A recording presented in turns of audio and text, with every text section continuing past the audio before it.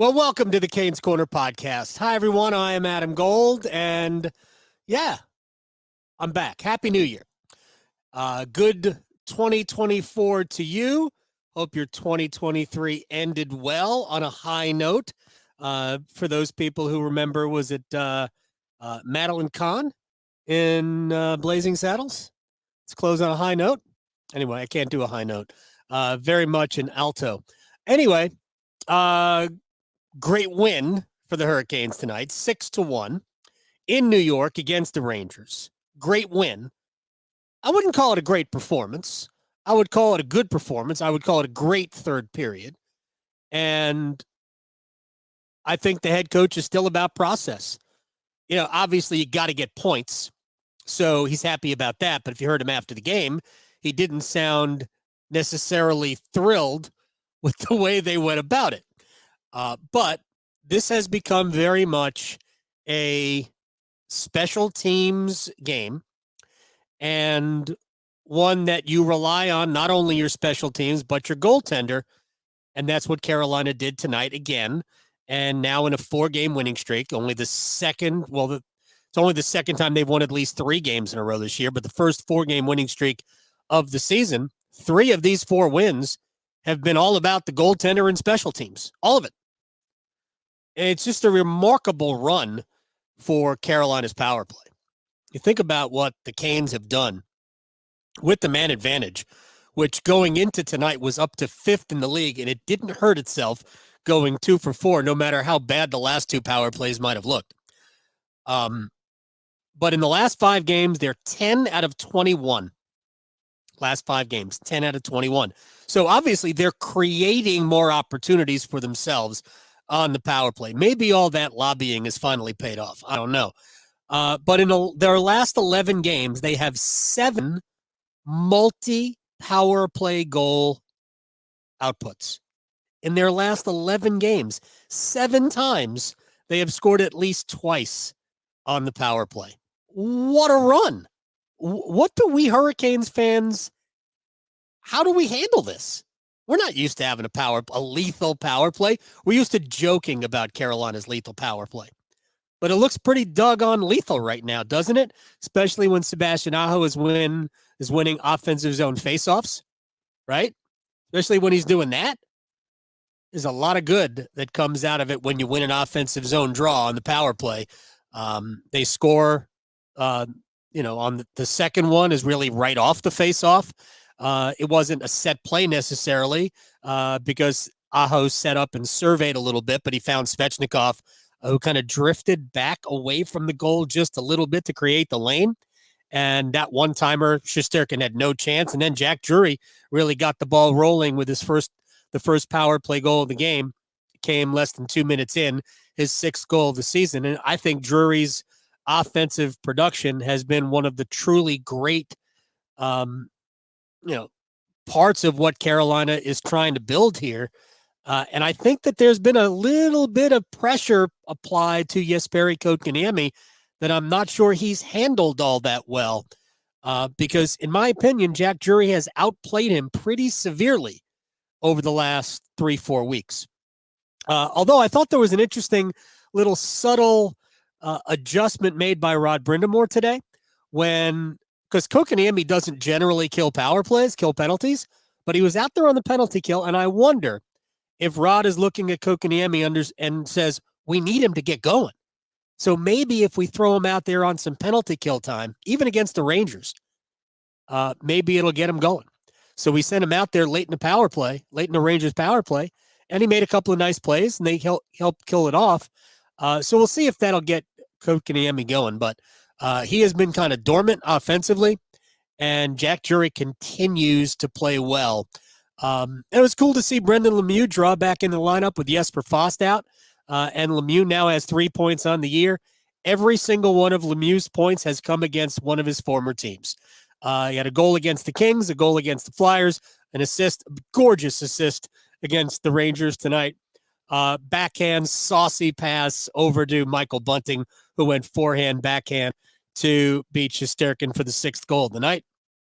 And I understand there's some of you out there that think that Brendan Lemieux should be playing, And the reality is that he's the 13th forward. He's the 13th best forward. There's nobody he should play over. So we need to stop. But it is cool that he can come into the lineup when needed and produce. He didn't play a ton tonight. He played about 8.5 minutes. And that's okay. You know, he does serve a purpose when he's on the ice. He doesn't not know how to play. But it was cool to see him get on the ice and also contribute to the cause. And that's very cool. When Tony DeAngelo drew in a few weeks ago, DeAngelo contributed to the cause. So that's what you're looking for. That's why you have pros who are ready to step in when needed, whether it's DeAngelo on defense or whatever DeAngelo does, or Brendan Lemieux. You need these guys to be successful, especially over the long haul of an 82-game season. But let's get to a couple of things here. We'll try to go through some comments. I am very thankful for all of you for hanging out and giving me your time, sharing this time together, if you will, as we kind of talk through the Hurricanes. And it's obvious the things that are different over the last stretch here. Carolina's now won 4 in a row. They're 8 games over NHL 500. That's obviously good.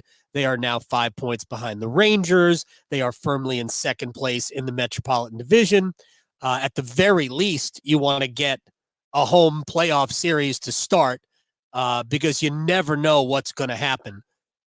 I mean, it's so tight. It is so competitive. You don't want to finish third. You want to have a home playoff game, home playoff series to open. So if you don't win the division, man, at least finish second. So Carolina is just right now starting to, go through the process of climbing the standings. But it's about special teams play and goaltending. And we're going to start with the goaltender. And I still believe that Carolina is going to need a goalie. Who that goalie, what type of goalie that is, remains to be seen. I know they have inquired about John Gibson with Anaheim. What would it take to get John Gibson? What would it take to get John Gibson and have Anaheim absorb some of the salary? I think he's got 3 more years left. What would you have to give up? Especially if you want to get Anaheim to eat some of the salary. Remember, Carolina's got Freddie Anderson, I think, for next year as well, and Kochetkov for another 3 years after this year. So the Hurricanes have goalies under contract, but maybe who knows what's going to happen, right? But right now, Pyotr Kochetkov is doing what he did last November and December, and that is making a lot of people believe that he is the real deal. And I would say that Kochetkov tonight, not that it was the first time he played well, because he's played well, but I thought tonight was the first time it looked smooth.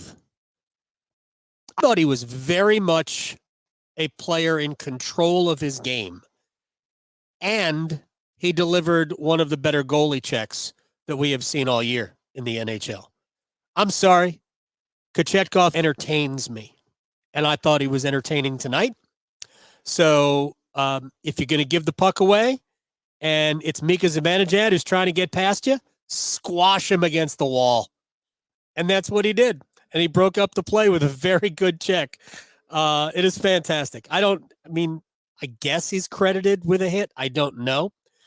But here's the numbers for Kochetkov in his last 9 starts. He's got a 6-1-2 record. He has a .934 save percentage, and he has allowed 2 or fewer goals in 7 of those 9 starts. 2 or fewer in 7 of those 9. And here's the thing. In one of the other 2, where he allowed 3, remember, it was the game against Vegas, and the last 2 goals came so late. They were so inconsequential. And throw in, by the way, the goal that he gets scored on, I guess, wink, wink, in Toronto. Was that puck in the net? I don't know. Anyway, it was a great save, even if it was a goal. You see what Kochetkov is building here in the last 9 starts. And again, one of those was the Islander debacle where he gave up 5 goals on 28 shots. .934 save percentage in these 9 starts. And he is absolutely the guy until further notice. And as long as he can stay healthy and maintain mental focus, we'll see how far it takes us, and we'll see if it can bridge all the way to the return of Frederik Andersen. But I will say this, if Kochetkov is playing this way when Andersen comes back, Andersen will back him up. There's no, I mean, he'll play.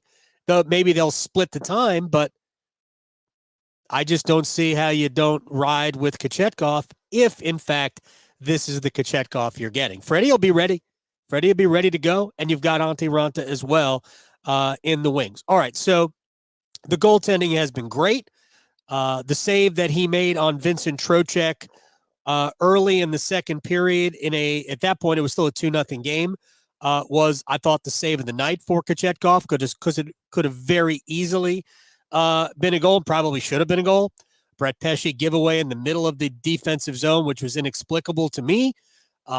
Vincent Trocheck gloves it down, drops it to his feet, skates in, and then tried a look-away shot and just couldn't get the puck past Kochetkov's left pad, and that was a huge save. There was a follow-up save there as well, but that might have been a guy just hitting Kochetkov with the puck, which also works and counts as a save. But Kochetkov was great tonight, and he really was great in Toronto, and this is what Carolina needs. And in this 4-game winning streak, there's only been one of the 4 games that really look the way Carolina wants it to look. And I'm not sure that's a good thing or a bad thing. I've asked Rod Brindamore that before. I think he would rather know what he's going to get. But at 5-on-5, Carolina wasn't better than the Rangers tonight. Not through 40 minutes. The last 20, oh yeah. That was the Hurricanes putting their foot on the necks of the Rangers at 5-on-5. But ultimately, tonight's game was about Kochetkov, the power play, and the penalty kill. That's what it was tonight. The power play, special teams, and Kochetkov are why the Hurricanes won tonight, why they won in Toronto, why they won in Nashville. It's been, and again, I'm not sure that's great because the Hurricanes calling card, bread and butter, to use a different cliche, is 5-on-5 play. And we haven't seen great 5-on-5 play in this stretch, as Tripp and I talked about before the game. The Montreal game was the best 5-on-5 game they've played through this 4-game post-Santa Claus winning streak. But at this point, as long as you have the elements you need, and when you talk about advancing in the playoffs, what do you need? You need good special teams. Penalty kill, power play, check, check. You need good goaltending, check. Right now, that's what they're getting. The 5-on-5 game will come. It will come back because it is it's not their identity. A couple of accolades before I talk about maybe 1 or 2 more things. 3 assists for Brady Shea tonight. Another assist for Sebastian Aho. He's got points in 5 straight. Andrei Svechnikov, 2 goals, and he's now got, I think, multiple points in 5 straight. I think something like that. Anyway, the Hurricanes are getting their big boys cranked up. And again, I talked about Kochetkov. Something that I noticed this evening that I thought was kind of fun, and that is, remember a couple of years ago, the line was Martinook? Who was Martinook? It was Fost, Stahl, and Niederreiter. That was the line. And Martinook was kind of deployed elsewhere, and he was brought around to kind of get people going. He also had some injury issues. And we thought, man, how are we going to replace Nino Niederreiter on that line? Well, they didn't really. They just decided to put Jesper Fast on that line, lean into it, and just become a possession, grind you into a bloody pulp kind of a line. But over the last 4 games now, with Seth Jarvis skating with Jordan Staal and Jordan Martinook, it does kind of remind me of that. And I think Seth is really, really natural playing alongside the captain and Martinook. Because Seth plays a lot of that game. That's part of his game. And it's really cool to see this kid I think he's embracing this. I think he loves playing this way. The only worry that I've got with the way this has all played out is I just hope it doesn't hurt him offensively. But then you get back to the point where they've got the puck all the time. So it should create more opportunities for Seth. And I think we're going to start seeing a Staal, Martinook, Jarvis trio start to pump in some goals here. It's good to see Martinook get on the score sheet again. I thought Jordan was awesome tonight. I thought that whole line I thought that was Carolina's best line tonight, which probably isn't that big a surprise given the way that they play. But I love watching Jarvis play on that line. And again, I think he is very much a natural fit there. Aho, Teravainen, and Svechnikov, I didn't do it in the right order. The SAT line I thought was good tonight. I thought there were some not so great moments from that line. I thought there were more puck management issues with Andrei a little bit tonight, just like we have with Martin Necas often. Jesperi Kotkaniemi was a mess at some points early in the game, but I think everybody got better. But I didn't think at 5-on-5 it was a great night for the Aho, Svechnikov, Teravainen line. But you're not always going to have a great night, and I do think they were matched up against Panarin and Trocheck, and who else was out there with them. But so I think they got kind of matched tonight in terms of 5-on-5 play, but there's still so much dynamic play from, especially right now, Svechnikov and Aho. Those guys are right now feeling it together. And I think Aho did talk about it. It bleeds over into the power play. Their natural chemistry at this point, which hopefully will continue, does look like it has kind of bled into the power play, which is making the power play even better. The Aho pass to Svechnikov on the first power play goal, on the second power play goal, it was a thing of beauty.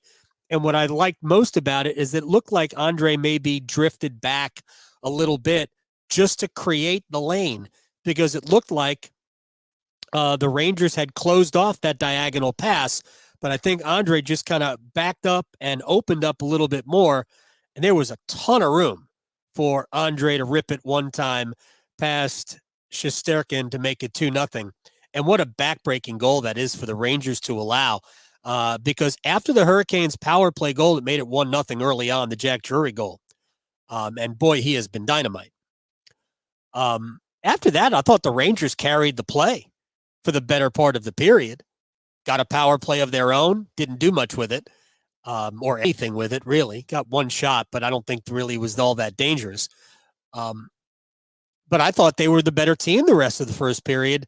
And then Carolina gets the power play late, and they cash in on it. And these are the things that have happened to Carolina in the past that is so cool to see them do to other teams, especially one as good as the Rangers. So I thought the score line after 20 minutes was deceiving. I mean, Carolina does have 2 goals, but I mean, they weren't better necessarily than the Rangers. Shot totals pretty much told you that. Rangers dominated in shots, shot attempts, all of that, scoring chances, other than Carolina's power play. because Carolina had a bunch of good chances on the power play. Everything was on the power play tonight in terms, especially early on, in terms of their scoring opportunities. And then in the second period, I thought it was a really sloppy first 5 minutes. There were some giveaways, the Kochetkov save on Trocheck, which was awesome. And then the Rangers score, make it 2-1. But the immediate response, and again, to me, we would always say it this way. We would be, well, this guy gave the puck away. If it was a Hurricanes goal allowed, they should have been better here. I mean, Igor Shesterkin was his own worst enemy. He didn't handle the puck well tonight at all. Gave the puck away a couple of times, especially right after the first Hurricanes goal. The Drury power play goal made it 1-0. Shesterkin gave the puck away, and Sebastian Aho nearly set up Andrei Svechnikov to make it 2-0. Could have been 2-0 Carolina inside of 2.5 minutes. It was just, he was not great with the puck tonight. But the first period was, at best, it was even. I actually think the Rangers were probably slightly better. Second period got off to a slow start. It's 2-1. But then the Shesterkin giveaway to Jordan Staal, who gave it to Jordan Martinook, that made it 3-1. I thought that goal, other than, you want to answer as quickly as possible, I thought it just settled Carolina down. Now, it wasn't like they were great the rest of the period, but they weren't a mess the rest of the period. Yes, did the Rangers have some opportunities? They did. And by the way, sneaky good defensive games from Brent Burns, who made a bunch of good defensive plays with the stick, and Dmitry Orlov, back-checking on Blake Wheeler, absolutely saved a goal. Absolutely saved a goal. To get your stick in the way there, just to deflect that pass. Good on you, Dmitry Orlov, who did, by the way, I guess need repairs at some point. I think he took a puck to the upper, I don't know, he might have lost a tooth for all we know. Looked like he took the puck right in the below the nose. Anyway, there was, so through two periods, Carolina was at best not quite as good as the Rangers, I thought, at 5-on-5 anyway. But it was 3-1. What do you do in the third? And when they came out in the third, they came out like the Carolina Hurricanes, and they sat on the Rangers. And that's Hurricanes hockey. What we saw in the third period is Hurricanes hockey. That was suffocating defense. That was absolutely limiting the Rangers' scoring opportunities. There just wasn't much there in the third period. In fact, according to Natural Stat Trick, in the third period, in all situations, the Rangers had just 2 scoring chances. Just 2. Remember, they started the period on the power play. And there was no pulling the goalie situation tonight because the game got out of hand early on. But the Rangers got outshot in terms of attempts, 22-13 in the third period. So Carolina saved their best period for last. And for the most part, again, everything was built for the Hurricanes on special teams in the first couple of periods.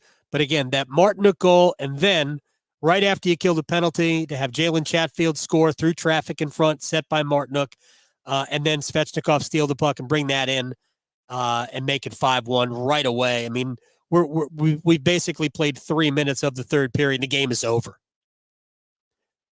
And that's all of that is encouraging when you're not playing your best, but you have the lead.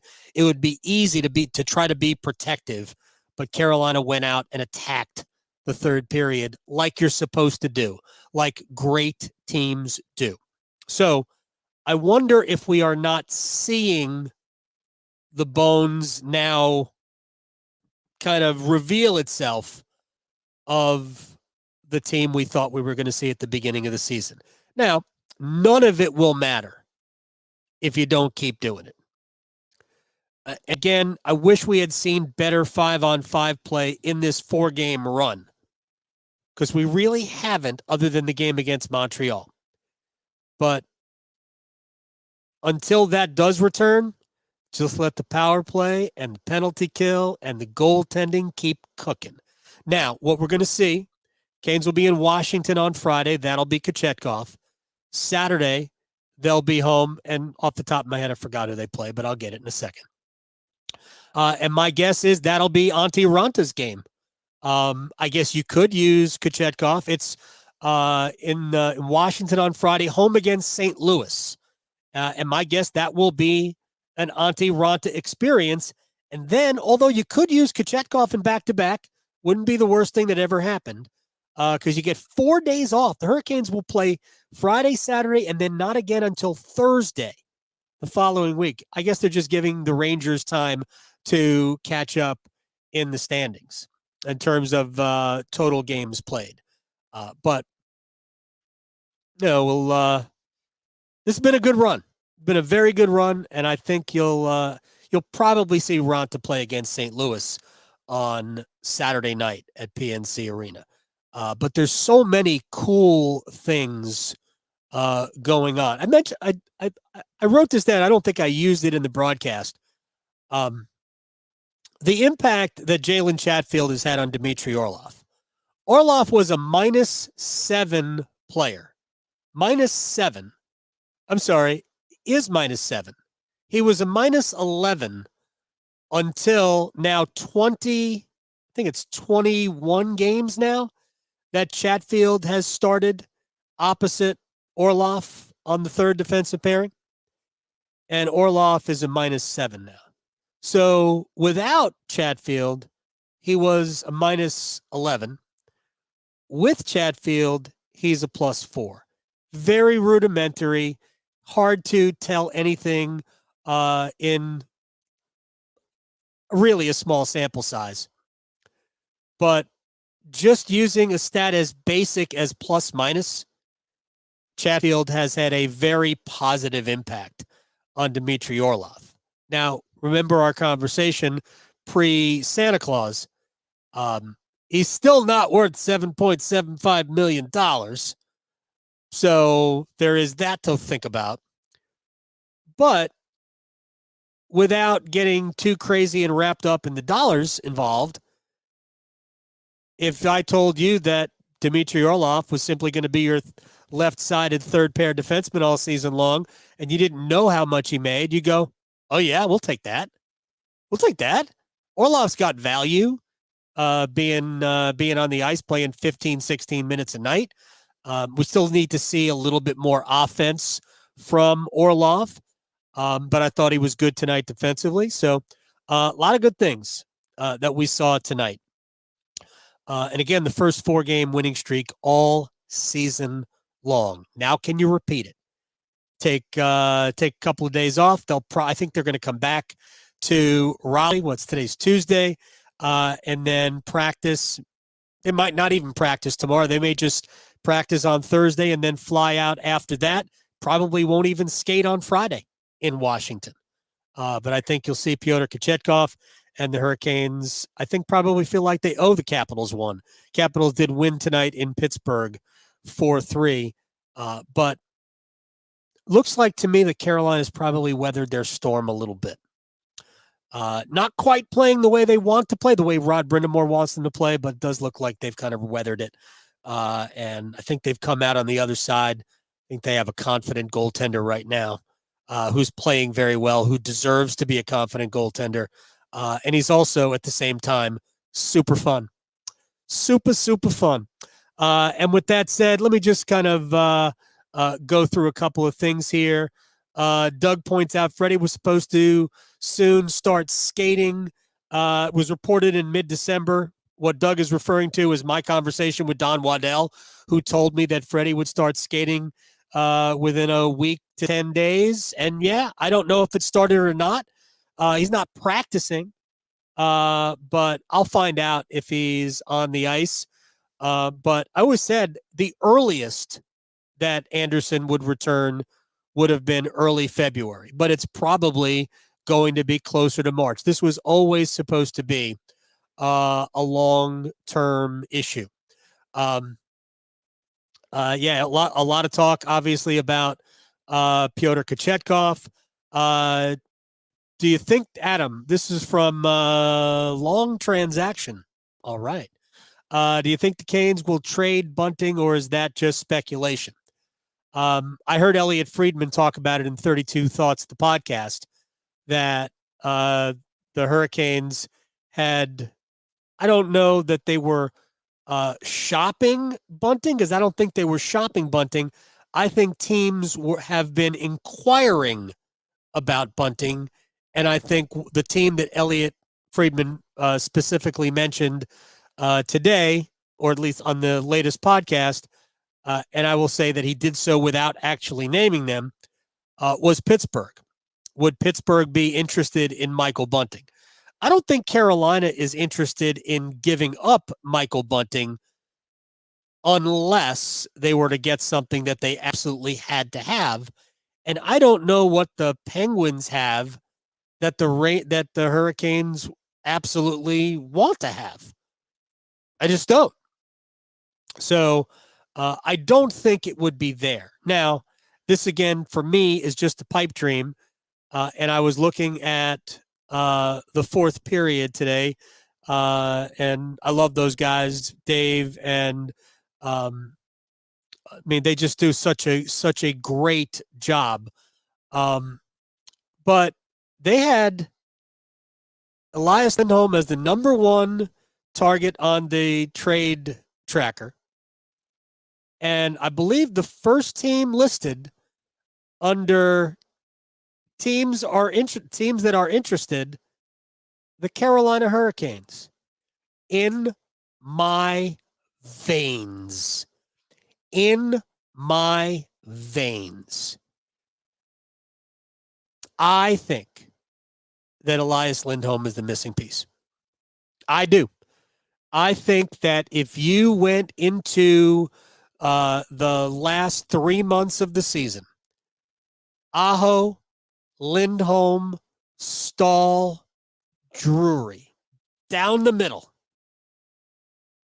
Not sure that's not the best set of centers in the league. Gives you a right-handed center. It gives you somebody who plays in the middle of the ice. Gives you somebody that plays a little bit of grit and snarl.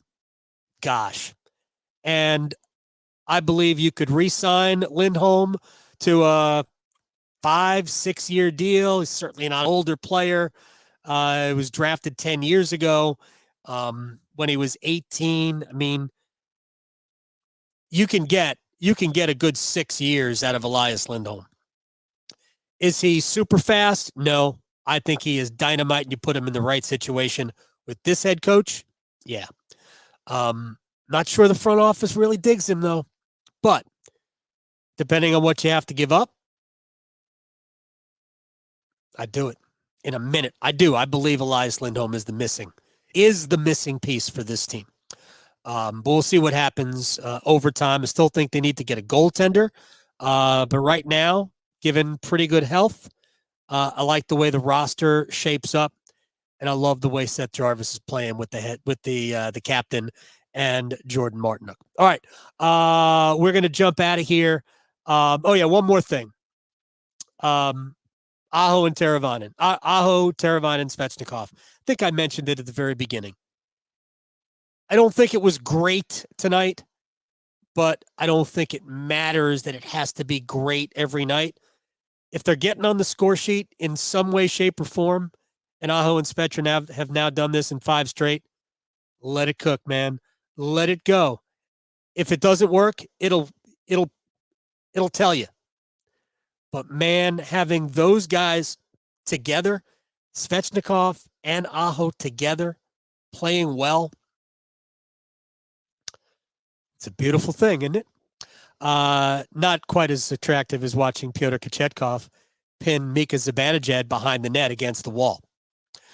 With that said, we're brought to you by the Aluminum Company of North Carolina. If it's for the exterior of your home, you can find it at the Aluminum Company of North Carolina on Hamlin Road in Durham. No place like it. Sammy Hannon's crew do a great job. You should check them out online for all of your exterior home improvement needs. And why not? aluminumcompany.com. Best customer service in the industry, maybe any industry, and you can rely on them. They're wonderful people. So with all of that said, rate, like, subscribe, caress, fondle. Apologize. Whatever you need to do. Make sure this podcast shows up automatically wherever you get your podcasts. You know we're always here after the games on the Canes Corner podcast page on YouTube. Thank you very much for allowing me a few games off so I could kind of spend some Q time with my 15-year-old at a soccer showcase in Florida, which went reasonably well, not great. They didn't win the showcase, but they played great the last two games, if you care. And my son saved the penalty, so that was good. But it was cool. I watched the games, and I even tweeted about them. I just didn't work, and that was okay. All right, so we'll see everybody Friday, Canes and the Caps, to wrap up this 3-game road trip. Excuse me as I'm fighting. I couldn't fight back the cough anymore. All right, we'll see everybody on Friday. Ciao. Shouts to Adelaide and Perth and Dublin and Alaska and wherever you are listening to the Canes Corner podcast. See you Friday.